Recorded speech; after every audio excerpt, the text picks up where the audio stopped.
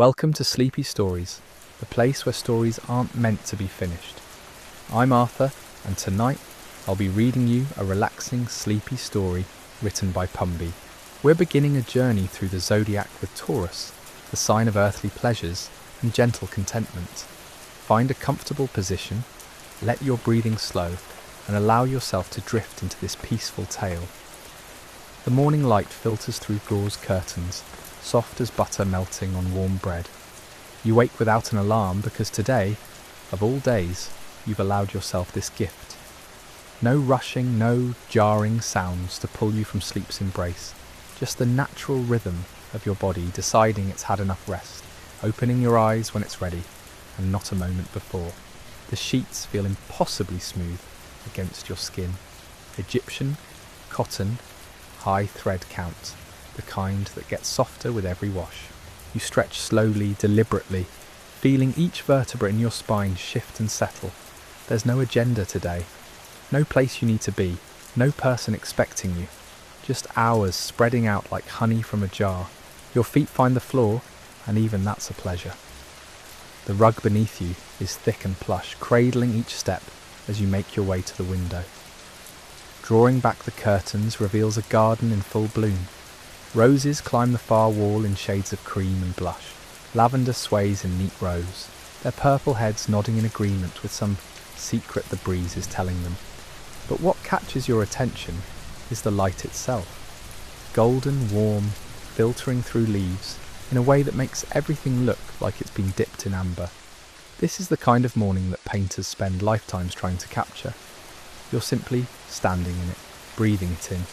The kitchen welcomes you with familiar comfort. Your hands know exactly where everything lives. The ceramic mug with the small chip on the handle that you refuse to replace. The wooden cutting board, seasoned from years of use. The coffee grinder that makes that satisfying mechanical sound as you turn the handle, crushing beans into grounds. You're not rushing this. Each movement is intentional. Fill the kettle, listen to the water as it begins to heat. That quiet rumble building to a whisper, then a song. While it works, you slice thick pieces of bread from yesterday's loaf. Real bread, the kind with substance and crust that crackles when you cut it. The butter is soft enough to spread without tearing, leaving a glossy sheen across the surface. You drizzle honey over it, not the processed kind, but honey from a local hive, amber and thick with tiny crystals that catch the light. It pools in the bread's air pockets, sweet and golden. Coffee blooms in the French press. You pour the water slowly, watching the grounds swirl and dance, releasing their rich, earthy scent. 4 minutes. You can wait 4 minutes. You've got nothing but time today. Taking your breakfast to the garden table, you settle into the wooden chair that's been shaped by countless mornings just like this. The first bite is everything. Butter, honey, bread. Simple things made extraordinary by attention.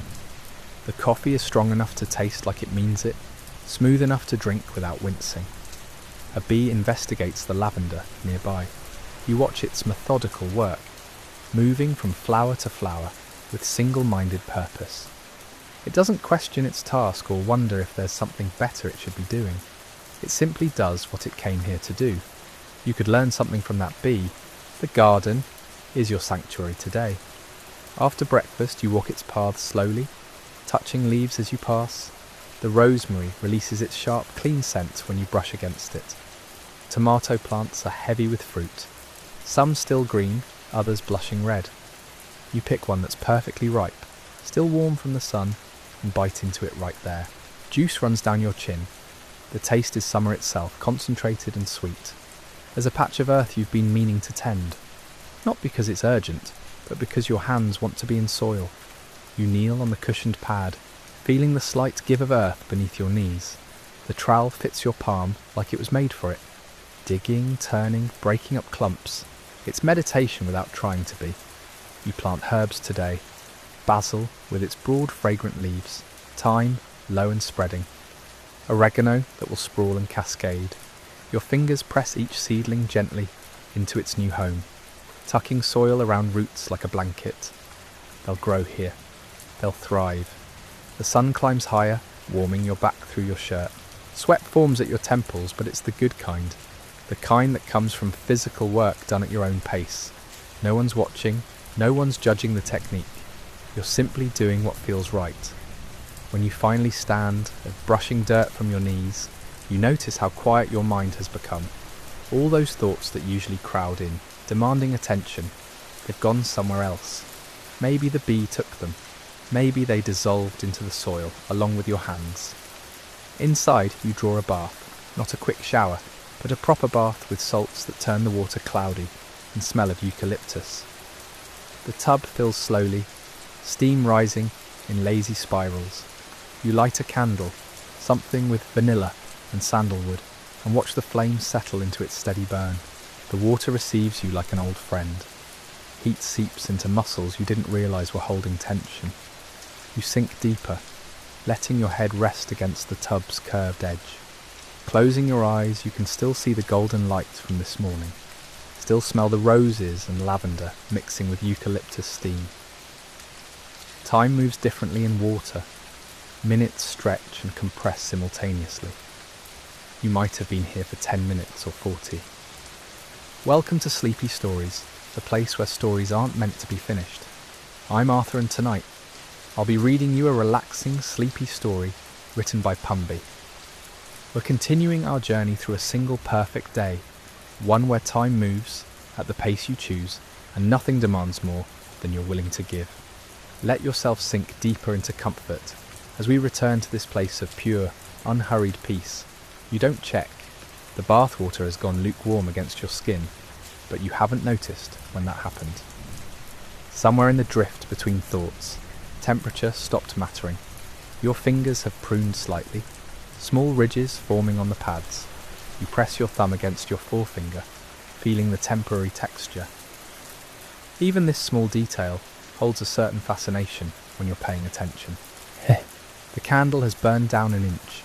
Its flame dances with drafts you can't feel, responding to invisible currents in the air. You watch it for a while longer, then rise from the water slowly, letting it stream off your body in sheets. The towel is sun-warmed from hanging by the window.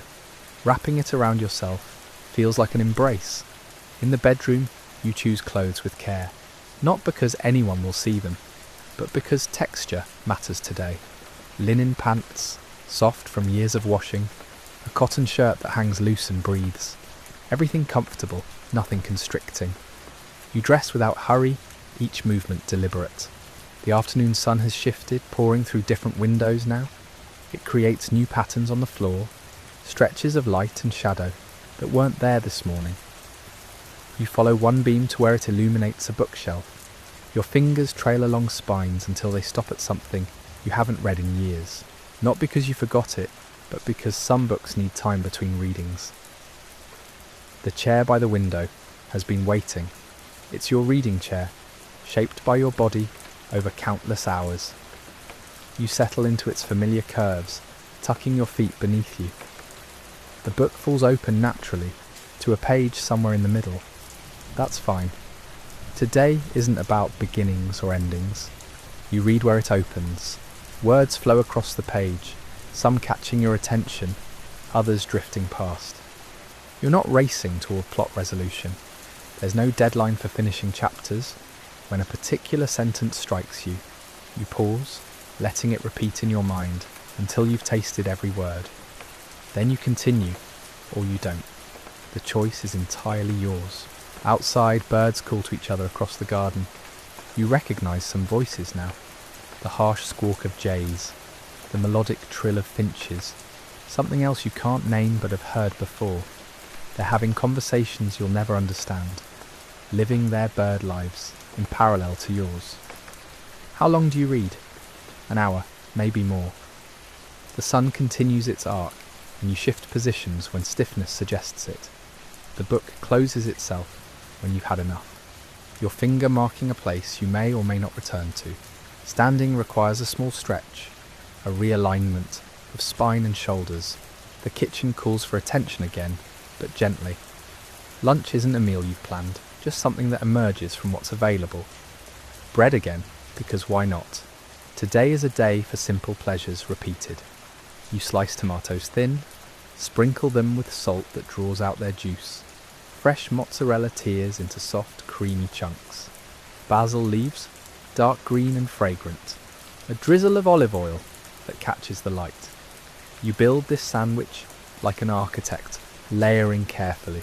Each ingredient has its place, its purpose. The first bite is a symphony of flavours.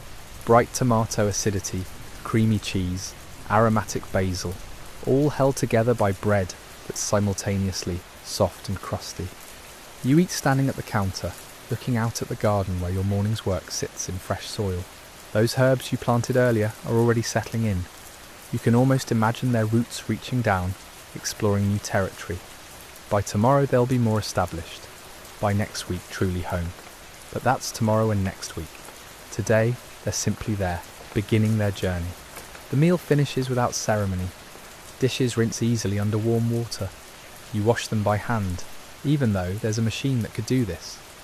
The simple act of cleaning feels right.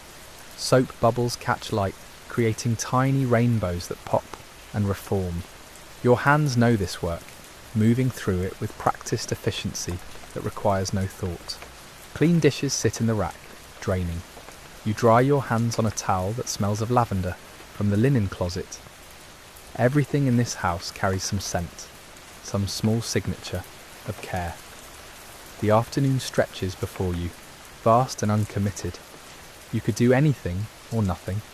Both options hold equal appeal. Walking to the living room, you notice dust motes floating in a shaft of sunlight. They spiral and dance, moved by your passage through the room. You sit on the sofa, sinking into cushions that know your weight. Music might be nice. You consider this for a moment, then rise to put on a record. Not a playlist or streaming service, but an actual record that requires handling.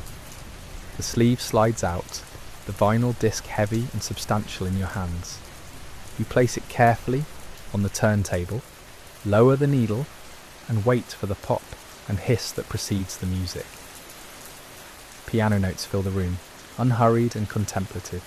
Someone composed this decades ago, and now it lives again in your afternoon. You return to the sofa, closing your eyes, letting the music wash over you. It asks nothing except that you listen. So you do. Welcome to Sleepy Stories, the place where stories aren't meant to be finished. I'm Arthur, and tonight I'll be reading you a relaxing, sleepy story written by Pumby. We're continuing our quiet Sunday, a day devoted entirely to slowness and simple pleasures.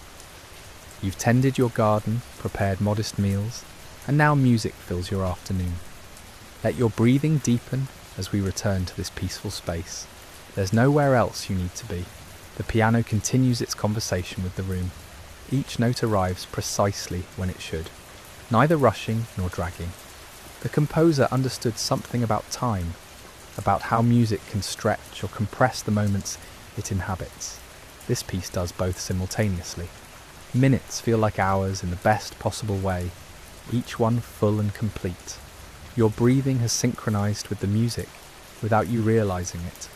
Inhale during the ascending phrases, exhale as the notes descend. This happens naturally, your body finding rhythm where it exists. The sofa holds you perfectly, supporting without constraining. You've melted into it, boundaries between furniture and body becoming suggestions rather than certainties. Through the window, clouds have begun gathering.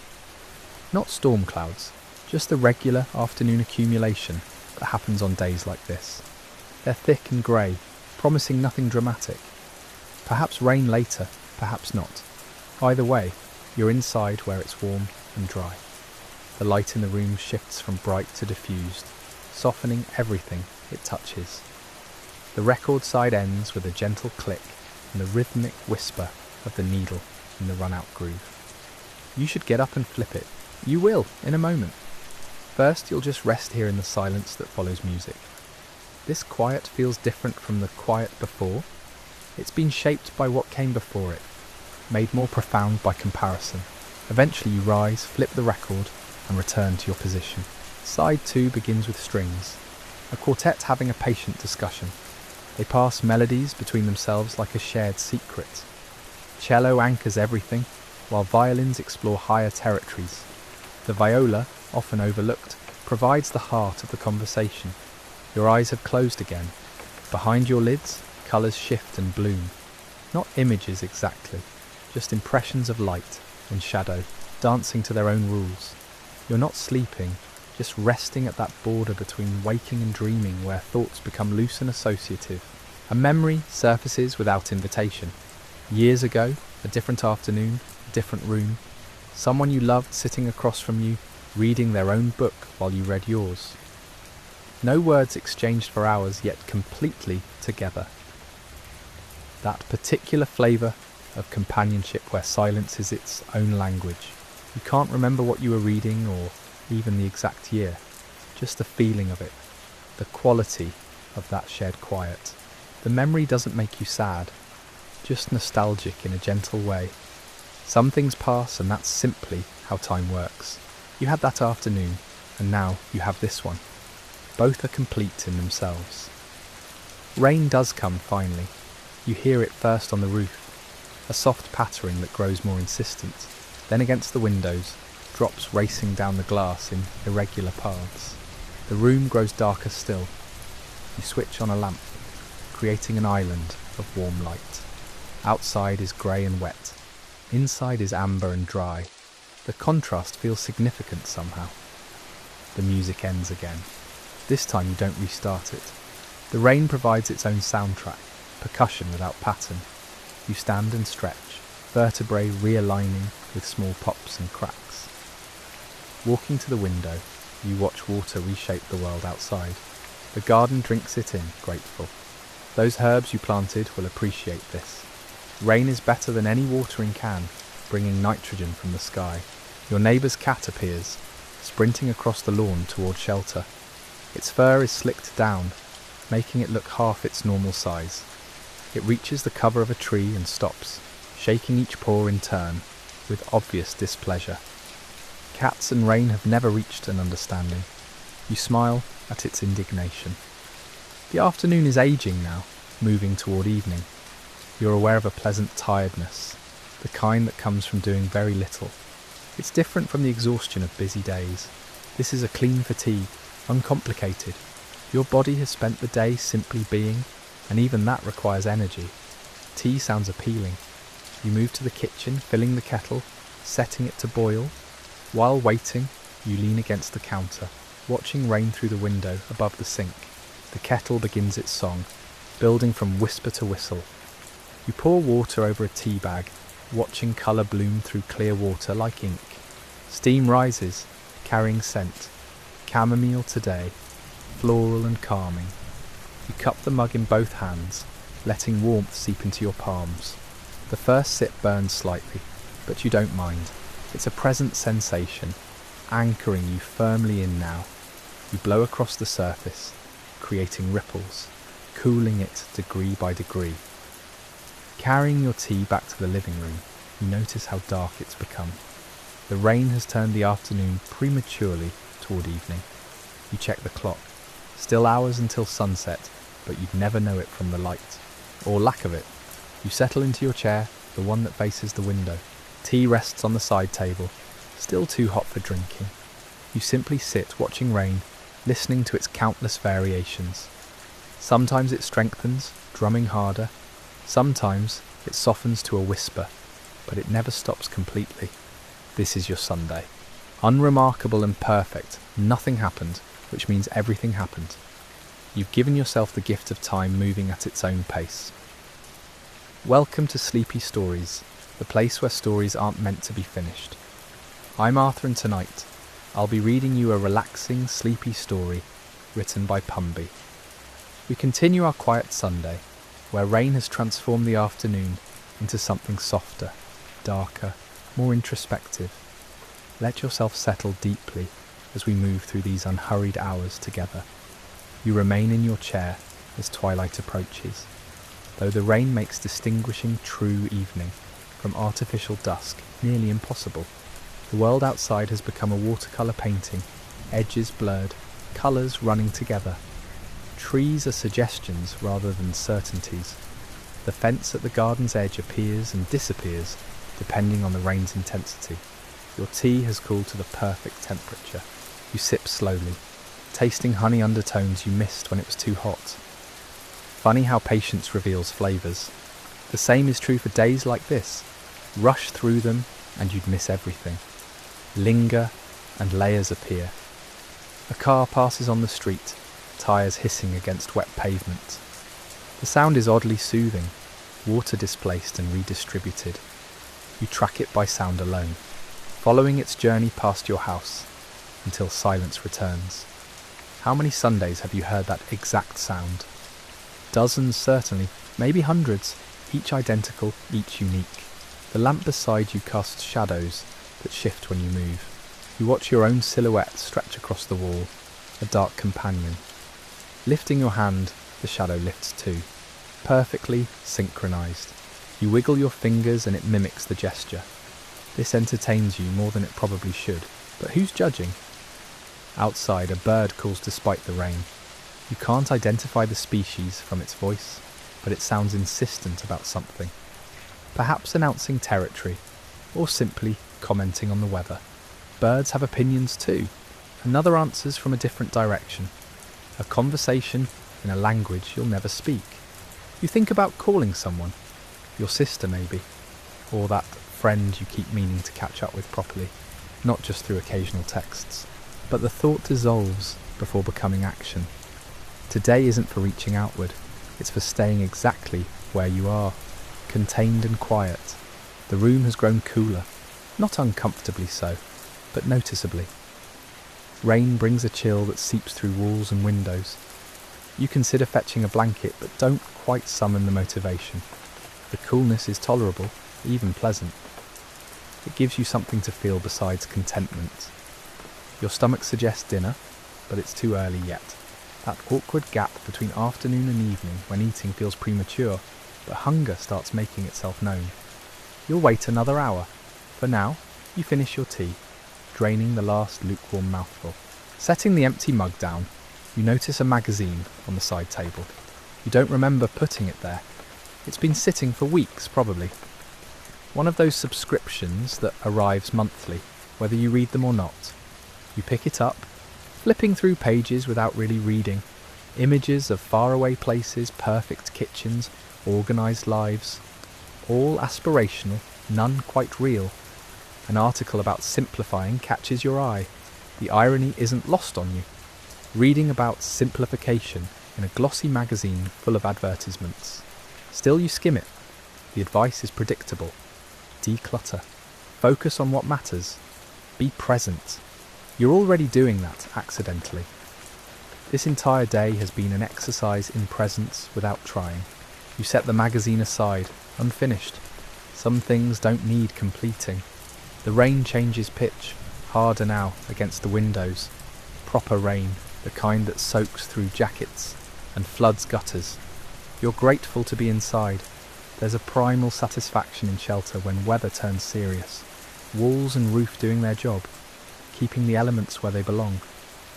Lightning flashes suddenly, brilliant and brief. You count 1, 2, 3, 4, 5. Thunder rumbles, distant but definite. The storm is miles away, moving parallel rather than toward you. You'll get the rain, but not the drama.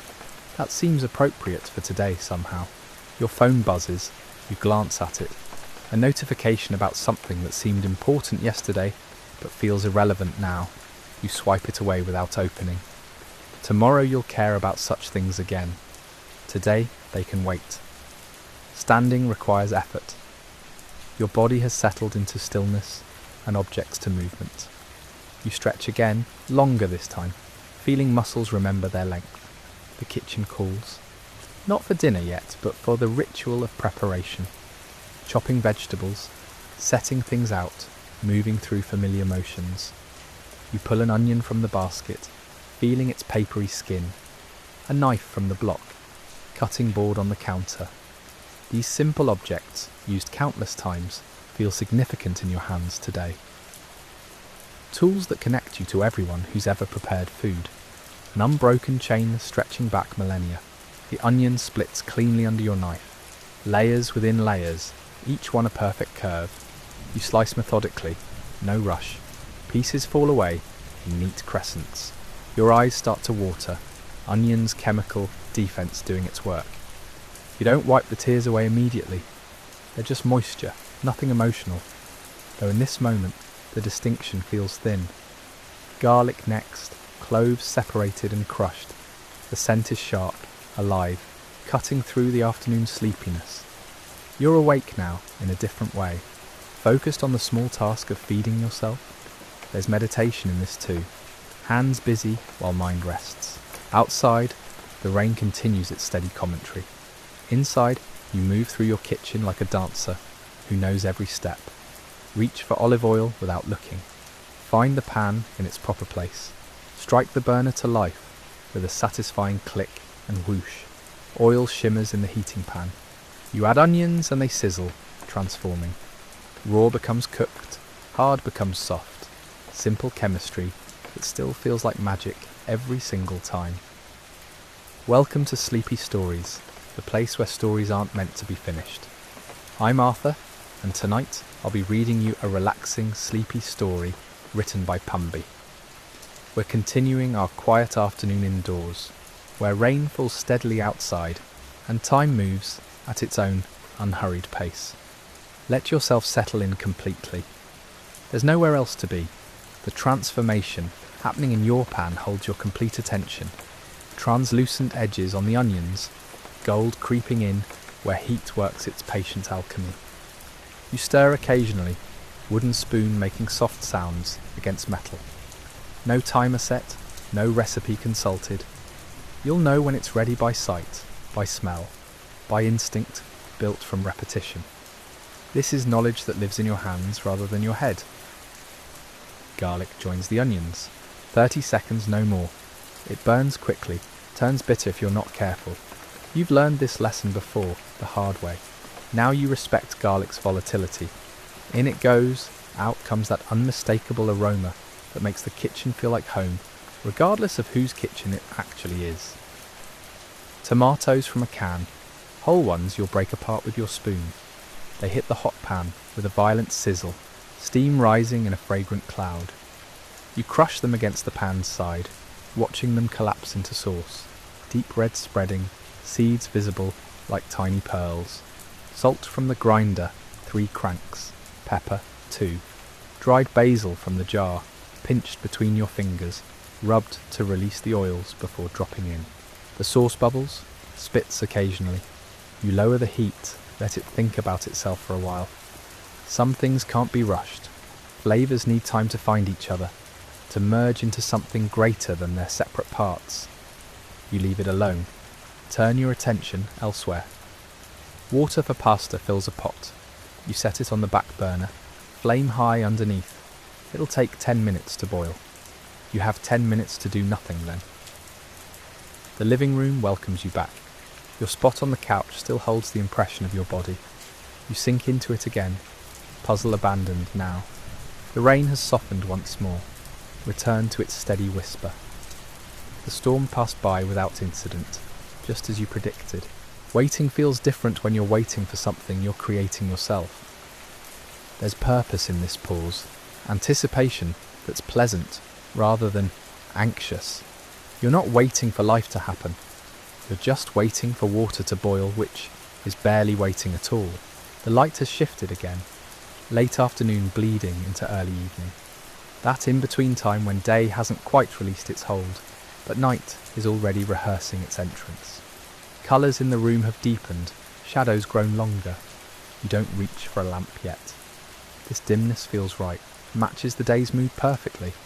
Your phone sits ignored on the coffee table, face down, silent. It holds an entire world of information, connection, distraction. None of it matters right now. The digital universe spins on without your participation. It will still be there later if you want it. Probably you won't want it. From the kitchen a sound, the particular rattle of boiling water against metal. You rise, return to your cooking. The pot roils, bubbles breaking the surface. You add pasta, watch it soften and bend, submerge into the churning water. 12 minutes, you think. maybe 13. You'll test it when it looks ready. The sauce has thickened, reduced. You taste it from the wooden spoon, careful of the heat. It needs nothing. Sometimes you get it right on the first try. You're pleased in a quiet way that requires no expression. Just a small internal acknowledgement. Good. This is good. Stirring the pasta, separating pieces that want to stick together. Steam rises into your face, dampening your skin. You step back slightly, but don't look away. There's something hypnotic about boiling water, the constant motion, the sound. White noise that isn't quite white, isn't quite noise. Testing a piece of pasta. It's ready.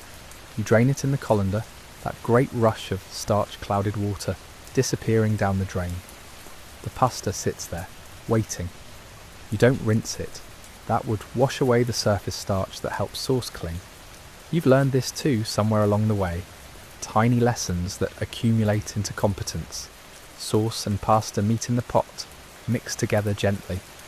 The pasta drinks in the tomato, colour spreading across the pale strands. You plate it simply. No garnish, no ceremony. Just food on a plate, ready to be eaten. Back to the couch with your dinner. Fork in hand, plate balanced on your lap. The first bite is too hot. You knew it would be, but tried anyway. The second bite, after blowing on it, is perfect. Exactly what you wanted without knowing you wanted it. You eat slowly, tasting each mouthful, present with the simple act of nourishing yourself. Outside, the rain continues. Inside, you're warm, fed, content. The day is nearly done. It's been unremarkable in every way except one. You are here for all of it. Completely, fully here. Not thinking about yesterday or tomorrow, just existing in each moment as it came. Your plate empties gradually. The room darkens by degrees. Rain falls. You breathe. Nothing else needs to happen. This is enough. This has always been enough. You just forget sometimes, caught up in the forward motion of living. Days like this remind you, stillness isn't emptiness. Quiet isn't absence.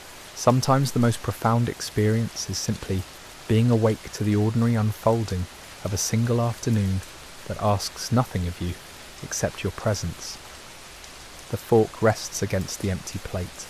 You set both on the side table, a small definitive sound in the quiet room. Your hands fold naturally in your lap, no longer occupied with task or purpose. Just resting, like everything else today, has been about resting. Darkness has arrived properly now. No longer that ambiguous twilight, but actual night. The window reflects your lamp-lit room back at you, turning the glass into a mirror. You see yourself sitting there, a figure in warm light while rain continues its work outside. Two versions of the same moment, separated by a thin barrier of glass. Your body feels heavy in the best way. Not tired exactly, but settled, like you've put down something you didn't realise you were carrying. The day has emptied you of restlessness, filled you with something quieter, contentment maybe, or just the absence of wanting anything other than what is. The couch knows your shape now, has moulded itself to your particular configuration of limbs and spine. You shift slightly, finding an even more comfortable position. Your eyes are heavy, not struggling to stay open, but aware of their own weight. Blinking takes longer. Each time your lids close, they consider staying that way. Rain continues its gentle percussion. White noise that isn't quite white. Rhythm that isn't quite rhythm. Just water falling, the oldest sound there is. It's falling on your roof, your garden, your street, falling on the whole sleeping world. And you're here, dry and warm, listening to it happen. Nothing more needs to happen. This moment, exactly as it is complete. Your breath has slowed without you noticing when. Deep and even, automatic as the rain itself. In and out, like the day has been. Simple, necessary, enough.